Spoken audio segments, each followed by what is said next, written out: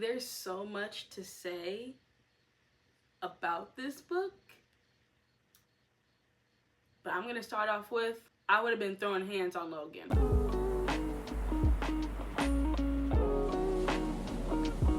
There's so much to say about this book. I have just finished it, and I want to do more videos just talking about the book after reading it, really just like sit with it before I dive into another one. And this book, oh god, it put me through it. So let's go on into the video. Hey guys, it's your girl Cierra. Welcome back to my channel. If you're new here, I like to talk about books, Degrassi, psychology, movies, TV shows, whatever I want to do. So if you're interested in just listening to me babble on about anything and everything, please subscribe to my channel. Be sure to like this video. This video is going to be about Briarcliff.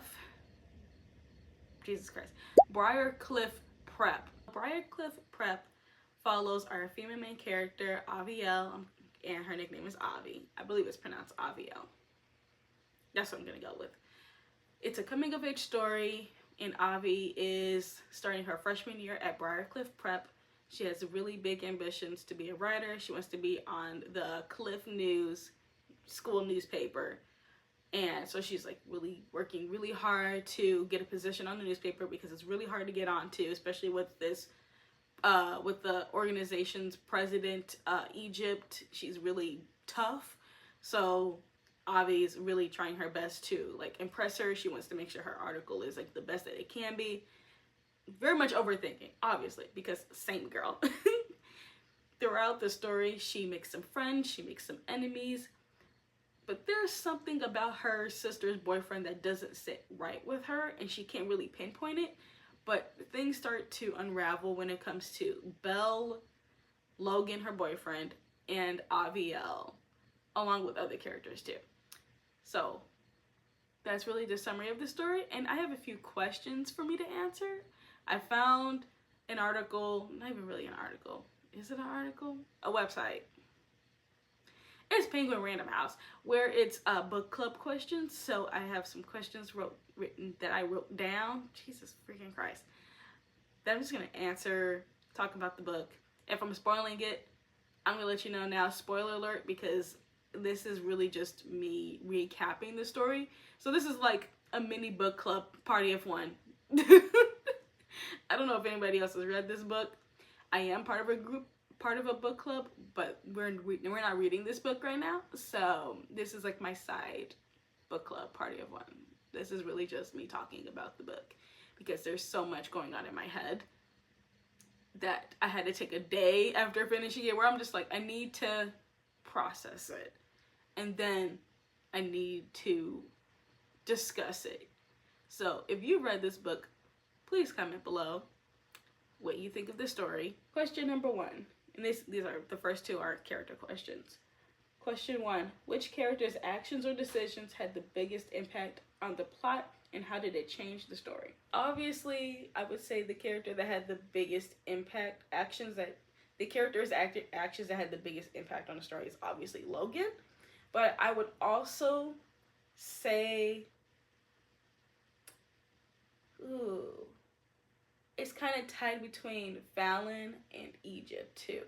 But I would say Logan, obviously, because he is literally the main enemy, the main one of the story, who really is putting his hands on people he shouldn't be putting his hands on.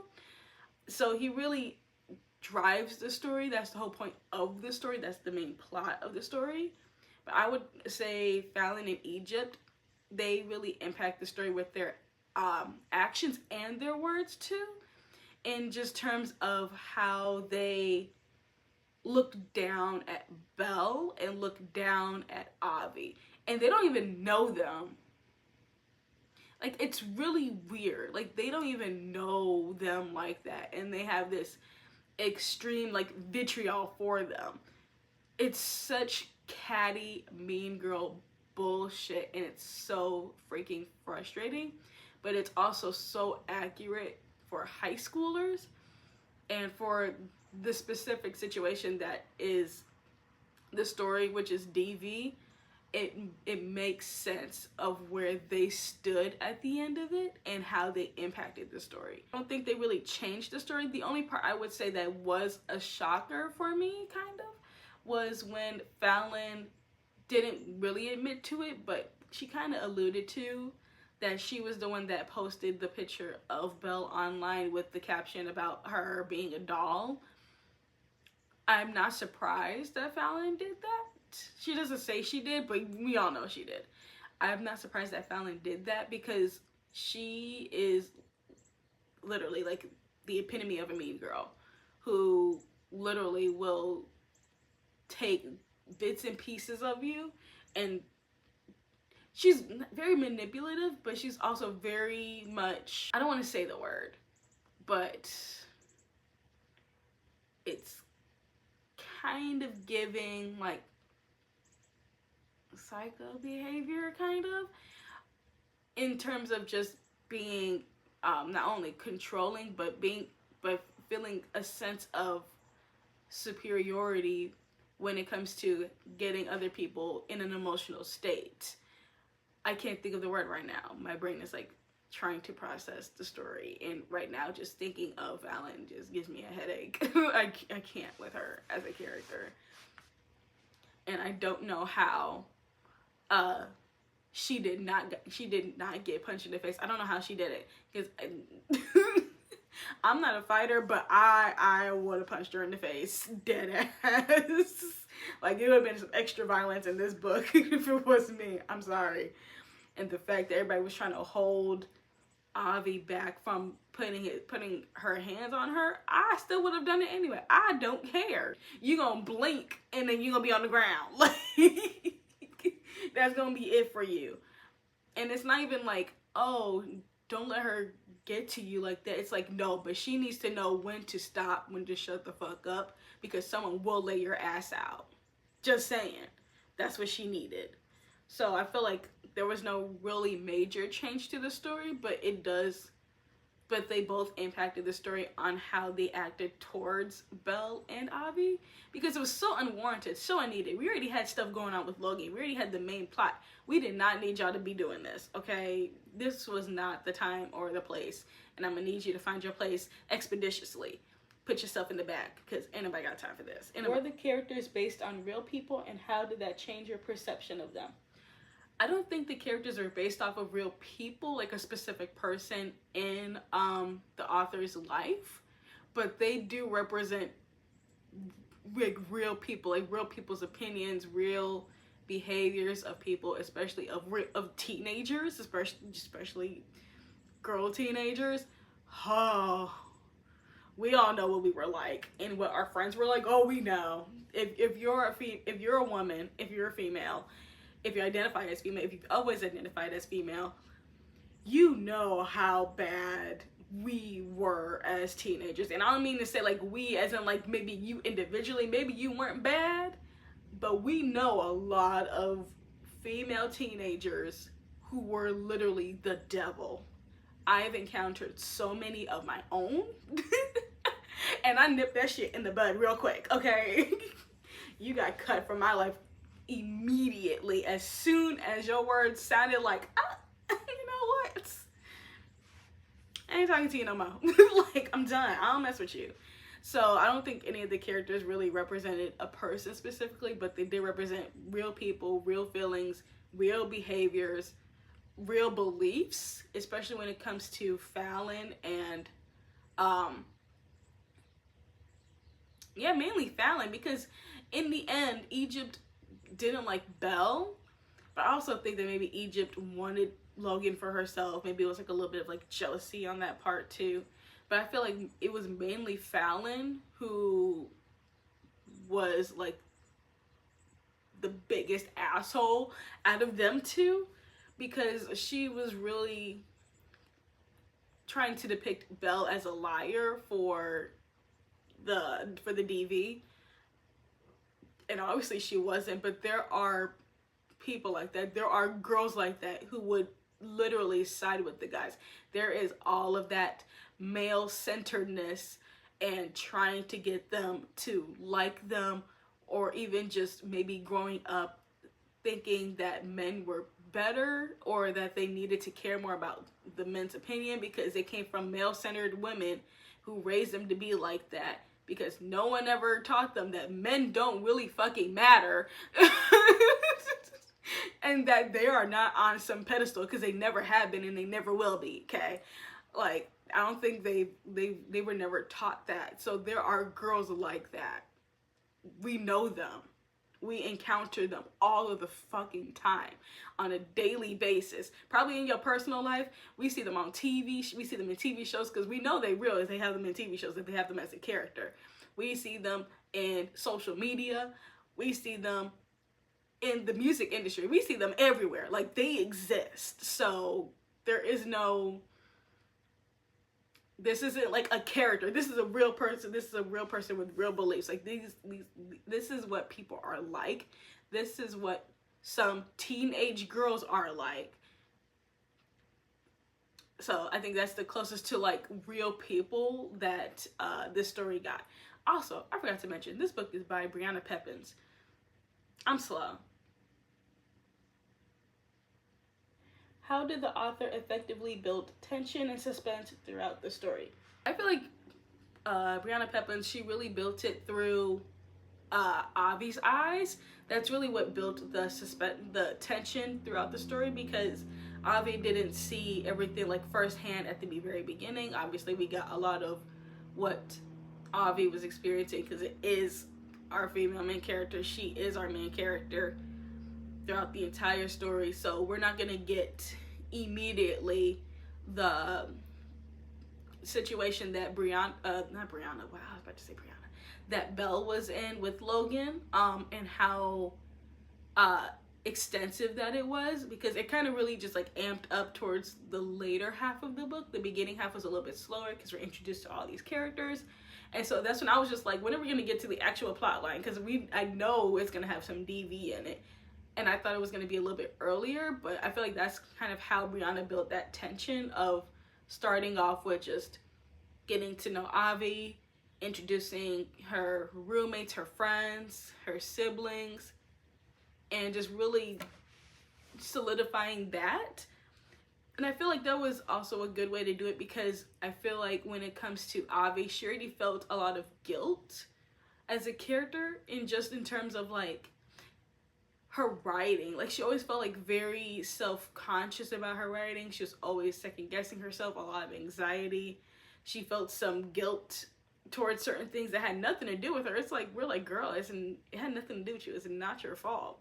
So then when it comes to the actual situation with Belle and Logan, and also Belle and Avi, it makes sense that Avi felt a lot of guilt for not stopping it or not speaking up as soon enough, but also feeling guilty of not telling her parents either. So she was really dealing with a lot of guilt on all fronts, because she was already a character that dealt with anxiety, perfectionism, guilt in some type of sense. So it made sense for that to build the tension of that. It really solidified that for Avi as a character, and how that tension and her characteristics shifted over into the main plot, because we still see that that's what she's been dealing with. That's what she struggles with a lot in the story, and then ultimately turning that guilt into anger towards what's his name, Quincy, Q. Yeah, Quincy / Q. Call him Q, because that's his nickname. And some anger towards Q after the aftermath of Logan and Belle. Because, yeah, you know, it was a lot of transference. And, what's the freaking word? I can't think right now. Misplacement, there we go. Displacement of emotions towards Logan onto Q. So I feel like Brianna did a really good job of building that tension, and how it kind of shifted from the beginning to the main part of the plot line. How did the setting contribute to the characters and the plot? What is it? Wow. How did the setting contribute to the characters and the plot? Was it a place you would want to visit? As someone who loves academia stories, dark academia, like academia. I really still don't know the fucking difference. But yes, I would visit Briarcliff Prep because I definitely do want to stomp on Fallon. Fallon as a character, I'm just like, ooh, she lucky. Ooh, oh my gosh, she is so lucky she is a character. Like, I don't fight. I never had to fight. But if I had to, I would have stomped Fallon's ass real quick. And I would have slapped Egypt too. Like, I'm sorry. Like, ooh, those girls, they bring out that side of you, okay? They make you. They bring out like that they're so vile, they bring out that vileness in other people. So it's kind of like, of course. I would definitely go just to stomp on them because that's what I want to do. Does the setting contribute to the characters and the plot? Absolutely does. I feel like that's the whole point of it all too, because it is a YA novel. It is set in a high school. It is a prestigious private school, and I really think that also is a huge shift in, I would say, representation, because we know that DV can happen to anyone at any age at any time. We see a lot of depiction about DV amongst teens in like public schools, so having it be at a private school, it's like it can still happen at a private school. We've seen it happen, if you watch Degrassi, because I love talking about Degrassi, we've seen that happen with Fiona when she went back to New York, because they went to a private school. We saw that happen on the steps when Bobby threw her down the stairs. Like, it can happen anywhere to anyone at any time, no matter your age, where you go to school, where you live, like what state you live in, what country you live in, it doesn't matter. It can happen to anybody at any time. No amount of money literally can stop you from being abused. It's literally freaking impossible, because there are monsters everywhere. There are monsters everywhere you go, all around you. There's no way of like preventing yourself from being in that situation, because there's no way of stopping it. You can't prevent it. Like, there's no way of just being like, oh, in this side of the city, because since they don't have a lot of money, they resort to violence. Nah, violence is everywhere. DV is everywhere. There's no limit to DV whatsoever. So I feel like that was a huge component of the setting. When it comes to the plot, and also the characters too, because they are teenagers, so some of them are, not even some of them, all of them are still learning when it comes to what is acceptable and what is not, what are they willing to tolerate. And obviously you have characters that are male-centered, and you have characters who have been raised to identify that kind of stuff, or at least know when to talk to an adult. So you get a variety of characters in this story, of those who know when something is wrong, when something's afoot, and when they feel as if it's time to talk to an adult. Like when I think it was Belle's roommate who even told Avi, she was like, this is the time to do it. This is the time to call your mom, because this is getting out of hand. Because that was the scene when Avi and her found Belle on the ground and everything in her room was destroyed. Yeah. Her roommate is like, you need to call your parents now.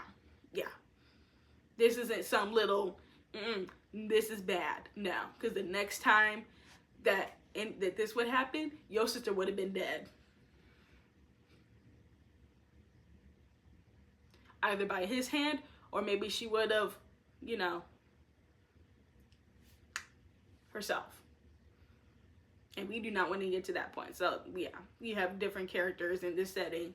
So I feel like, yeah, that's all really just a huge component of the plot too. So it all really meshes well together. Reflection. Did the title of the book or the design of the book cover mean more to you after you had finished reading it? Yes, it definitely had more meaning.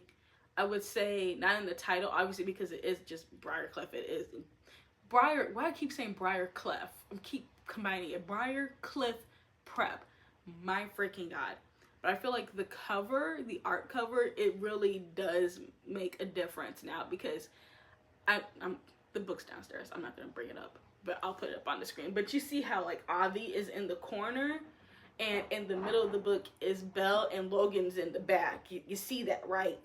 So it kind of gives more of like a double meaning now, because of like Avi being suspicious and like lurking, but not even really lurking. She's like being protective of her sister. She's observing, and it's kind of like she's halfway in, halfway out, because she doesn't know how to respond to the situation, but she's also just watching her sister. She's trying to make sure that Belle's safe.